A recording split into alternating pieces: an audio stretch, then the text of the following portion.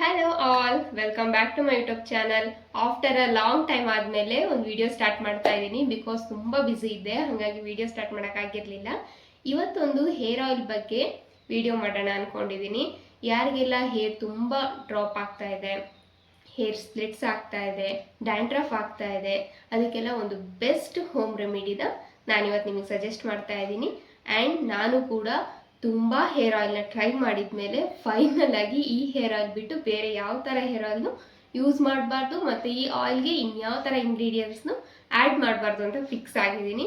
So ಅದು ನನಗೆ ತುಂಬ 100% ನನಗೆ ರಿಸಲ್ಟ್ ಕೊಟ್ಟಿದೆ. ಸೊ ಹಾಗಾಗಿ ನಾನು ಅದನ್ನು ನಿಮ್ಮ ಜೊತೆ ಶೇರ್ ಮಾಡೋಣ ಅಂದ್ಕೊಂಡಿದ್ದೀನಿ. ಗರ್ಲ್ಸ್ಗಂತೂ ಹೇರು ವೆರಿ ಇಂಪಾರ್ಟೆಂಟ್. ಹೇರ್ ಇದ್ದರೆ ನಾವು ಯಾವ ಥರ ಹೇರ್ ಸ್ಟೈಲ್ ಆದರೂ ಮಾಡ್ಕೊಬೋದು. ಹೇರೇ ಸರಿ ಇಲ್ಲ ಅಂತಂದರೆ ಯಾವ ಥರ ಹೇರ್ ಸ್ಟೈಲ್ನು ಮಾಡ್ಕೊಳಕ್ಕಾಗಲ್ಲ.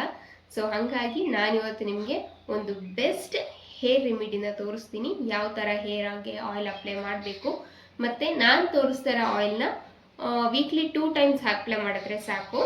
ಇದು ನಿಮ್ಮ ಹೇರು ಡ್ರಾಪ್ ಆಗ್ತಾ ಇರೋದನ್ನು ನಿಧಾನಕ್ಕೆ ಕಂಟ್ರೋಲ್ ಮಾಡುತ್ತೆ. ಇದನ್ನು ನೀವು ಒಂದು 2 ವೀಕ್ಸ್ನ ಆ್ಯಡ್ ಮಾಡಿ ನೋಡಿ. ಹೇರು ಅಷ್ಟೇ ತುಂಬ ಸಾಫ್ಟ್ ಅನಿಸುತ್ತೆ ನಿಮಗೆ. ಯಾರಿಗೆಲ್ಲ ಹೇರ್ ತುಂಬ ಉದುರುತ್ತಾ ಇರುತ್ತೆ, ಡ್ಯಾಂಡ್ರಫ್ ಆಗ್ತಾ ಇರುತ್ತೆ, ನಿಮಗೇನೆ ಅದ್ರ ರಿಸಲ್ಟ್ ಬೇಗನೆ ಗೊತ್ತಾಗಿ ಹೋಗ್ಬಿಡುತ್ತೆ. ಮತ್ತು ನೀವು ಈ ಆಯಿಲ್ನ ಯೂಸ್ ಮಾಡಿ ಹೇರ್ ಡ್ರಾಪ್ ಆಗ್ತಾ ಇರೋದು ಇನ್ನೂ ಜಾಸ್ತಿ ಆಗಿ ಆಮೇಲೆ ಕಂಟ್ರೋಲಿಗೆ ಬರುತ್ತೆ. ಆ ಥರ ಏನೂ ಆಗೋದಿಲ್ಲ. ನಿಮಗೆ 1 ವೀಕ್ ಅಷ್ಟರಲ್ಲೇ ಹೇರು ಎಷ್ಟು ಕಂಟ್ರೋಲ್ ಆಗುತ್ತೆ ಅಂತಂದರೆ ನೀವೇ ಅನ್ಕೊತೀರ ಹೇರ್ ಡ್ರಾಪ್ ಆಗ್ತಾ ಇರೋದು ಇಷ್ಟೊಂದು ಬೇಗ ಸ್ಟಾಪ್ ಆಯ್ತಲ್ಲ ಅಂತ. ಸೊ ಹಾಗಾಗಿ ನಾನು ಯಾವ್ಯಾವ ಇಂಗ್ರೀಡಿಯೆಂಟ್ಸ್ನೆಲ್ಲ ಆ್ಯಡ್ ಮಾಡ್ತೀನಿ ಅಂತ ನಾನು ಇವಾಗ ತೋರಿಸ್ತೀನಿ. ಬನ್ನಿ ಶುರು ಮಾಡೋಣ.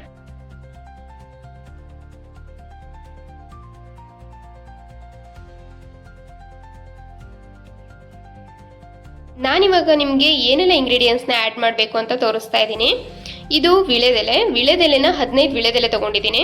ಕರಿಬೇವನ್ನ ಈ ಥರ ಉದ್ದುದ್ದ ಕಡ್ಡಿ ಇರೋವಂಥದ್ದನ್ನ ಒಂದು 20 ಕರಿಬೇವನ್ನ ತೊಗೊಂಡಿದ್ದೀನಿ. ಇದು ದಾಸವಾಳ. ಈ ಥರ 5 ಎಳೆ ದಾಸವಾಳನೇ ತೊಗೊಬೇಕು. ಇದನ್ನು ನಾನೊಂದು 15 ದಾಸವಾಳ ತೊಗೊಂಡಿದ್ದೀನಿ. ಆ್ಯಂಡ್ ಮೆಂತ್ಯ ತೊಗೊಂಡಿದ್ದೀನಿ. ಮತ್ತು ಇದು ಹರಳೆಣ್ಣೆ.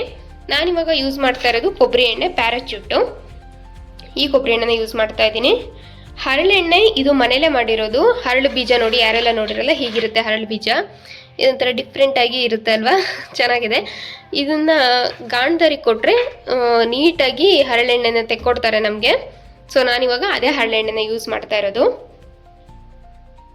ನಾನಿಲ್ಲಿ ಎಣ್ಣೆ ಕಾಯಿಸೋಕೆ ಈ ಥರ ಸಿಲ್ವರ್ ಪಾತ್ರೆನ ತೊಗೊಳ್ತಾ ಇದ್ದೀನಿ. ನಿಮ್ಮನೇಲಿ ಈ ಥರ ಸಿಲ್ವರ್ ಪಾತ್ರೆ ಇದ್ದರೆ ನೀವು ಇದೇ ಥರ ಪಾತ್ರೆನ ಯೂಸ್ ಮಾಡ್ಕೊಳ್ಳಿ.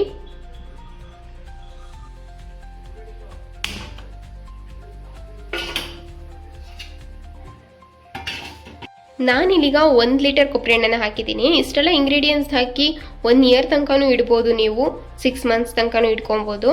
ಎಷ್ಟು ಟೈಮ್ ಇಟ್ರೂ ಏನೂ ಆಗಲ್ಲ. ಇದಕ್ಕೆ ನಾನೀಗ ಈರುಳ್ಳಿನ ಆ್ಯಡ್ ಮಾಡ್ತಾ ಇಲ್ಲ. ಈರುಳ್ಳಿ ಹಾಕಿದ್ರೆ ಬೇಗ ಹಾಳಾಗ್ಬಿಡುತ್ತೆ. ಹಾಗಾಗಿ ಫಸ್ಟ್ ನಾನಿಲ್ಲಿ ವಿಳೆದೆಲೆನ ಹಾಕ್ತಾ ಇದ್ದೀನಿ.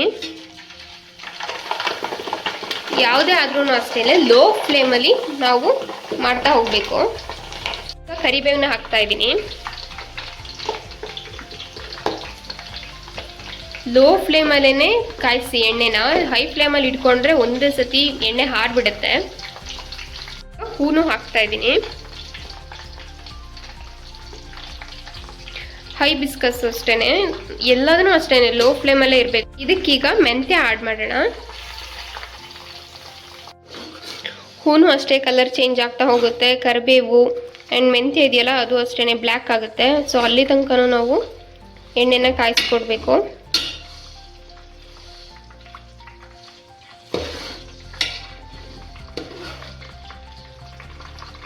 ನನ್ನ ಹೇರ್ ಅಂತೂ ತುಂಬ ಹೇರ್ ಫಾಲ್ ಆಗ್ತಾ ಇತ್ತು.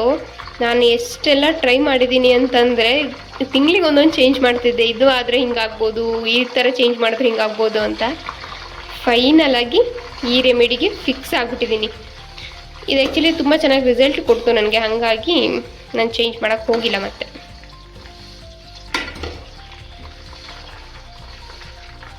ಇದಕ್ಕೆ ಈರುಳ್ಳಿನೂ ಆ್ಯಡ್ ಮಾಡ್ಬೋದು. ಮತ್ತು ತುಂಬ ಸ್ಮೆಲ್ ಬರುತ್ತೆ ಅದು ತಲೆಗೆ ಹಾಕಿದ ಮೇಲೆ. ಸ್ಮೆಲ್ಲಿಂದ ತುಂಬ ಜನಕ್ಕೆ ಹೆಡ್ಏಕ್ ಬರೋ ಪ್ರಾಬ್ಲಮ್ಸ್ ಇರುತ್ತೆ. ಮತ್ತು ಅದು ಜಾಸ್ತಿ ದಿನ ಸ್ಟೋರ್ ಮಾಡಿ ಇಡೋಕ್ಕಾಗಲ್ಲ.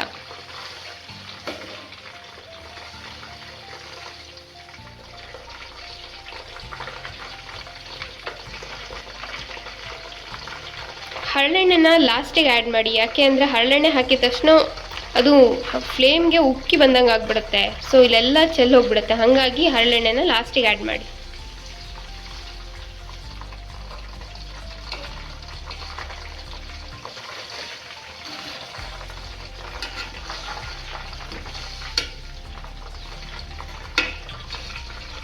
ನೋಡಿ ಹೂವೆಲ್ಲ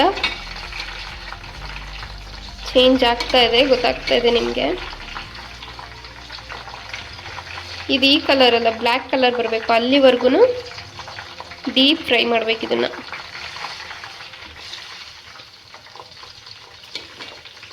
ನೀವು ಒಂದ್ಸತಿ 1 ಲೀಟರಲ್ಲಿ ಇಲ್ಲ ಅರ್ಧ ಲೀಟರಲ್ಲಿ ಮಾಡಿಟ್ಕೊಂಡು ಟ್ರೈ ಮಾಡಿ ಬೆಸ್ಟ್ ರಿಸಲ್ಟ್ ಸಿಕ್ತು ಅಂತಂದರೆ ಇನ್ನು ಇದೇ ಆಯಿಲ್ನ ಫಿಕ್ಸ್ ಆಗಿಬಿಡಿ, ಚೇಂಜ್ ಮಾಡ್ಕೊಳ್ಳೋಕ್ಕೆ ಹೋಗಬೇಡಿ. ಯಾಕೆ ಅಂದರೆ ಪದೇ ನಾವು ಚೇಂಜ್ ಮಾಡ್ತಾ ಇದ್ರೆ ನಮ್ಮ ಹೇರ್ಗೆ ಸೆಟ್ ಆಗೋಕೆ 3 ಮಂತ್ಸ್ ತೊಗೊಳುತ್ತೆ. ನಾವು ಮತ್ತೆ ಚೇಂಜ್ ಮಾಡ್ತಾ ಇದ್ರೆ ಅದಕ್ಕೂ ಡಬಲ್ ಹೇರ್ ಫಾಲ್ ಆಗೋಕ್ಕೆ ಸ್ಟಾರ್ಟ್ ಆಗಿಬಿಡುತ್ತೆ. ಈ ಎಣ್ಣೆಯಿಂದ ನನಗೆ ಹೇರ್ ಫಾಲು ಮತ್ತು ಡ್ಯಾಂಡ್ರಫ್ದಾಗಲಿ ಸ್ಪ್ಲಿಟ್ಸ್ ಆಗೋದಾಗಲಿ ಈ ಥರ ಯಾವುದೇ ಪ್ರಾಬ್ಲಮ್ಸ್ದು ನನಗೆ ಫೇಸ್ ಮಾಡಿಲ್ಲ. ಸೊ ಹಾಗಾಗಿ ನಾನು ಈ ಹೇರ್ ಆಯಿಲ್ನ ನಿಮಗೆ ಸಜೆಸ್ಟ್ ಮಾಡ್ತಾ ಇರೋದು.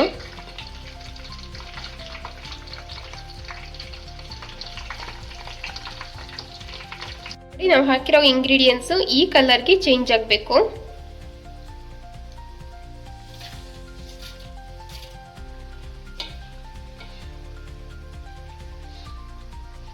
ನೀವು ಯಾವಾಗೆಲ್ಲ ಆಯಿಲ್ನ ಅಪ್ಲೈ ಮಾಡ್ತೀರಾ ಅವಾಗೆಲ್ಲ ನೀವೊಂದು ಸ್ವಲ್ಪ ಆಯಿಲ್ನ ಬಿಸಿ ಮಾಡಿಕೊಂಡು ತಲೆಗೆ ಹಚ್ಚಿ, ಒಂದು ವಾರದಲ್ಲಿ 2 ಸತಿ ಹಚ್ಕೊಂಡ್ರೆ ಸಾಕು. ಈಗ ರೆಡಿಯಾಗಿರೋ ಆಯಿಲ್ನ ಒಂದು ಶುಭ್ರ ಬಟ್ಟೆಯಿಂದ ಶೋಧಿಸ್ಕೊಳ್ಳಿ. ಅದನ್ನು ಒಂದು ಗಾಜಿನ ಜಾರ್ಗೆ ಸ್ಟೋರ್ ಮಾಡಿ ಇಟ್ಕೊಳ್ಳಿ. 1 ಇಯರ್ ತನಕ ಏನೂ ಆಗೋದಿಲ್ಲ. ನೀವು ಯಾವಾಗೆಲ್ಲ ಆಯಿಲ್ನ ಅಪ್ಲೈ ಮಾಡ್ತೀರಾ ಆವಾಗ ಸ್ವಲ್ಪ ಆಯಿಲ್ನ ಬಿಸಿ ಮಾಡಿಕೊಂಡು ತಲೆಗೆ ಹಚ್ಕೊಳ್ಳಿ. ಇದು ನಿಮಗೆ ಬೆಸ್ಟ್ ರಿಸಲ್ಟ್ ಸಿಗುತ್ತೆ.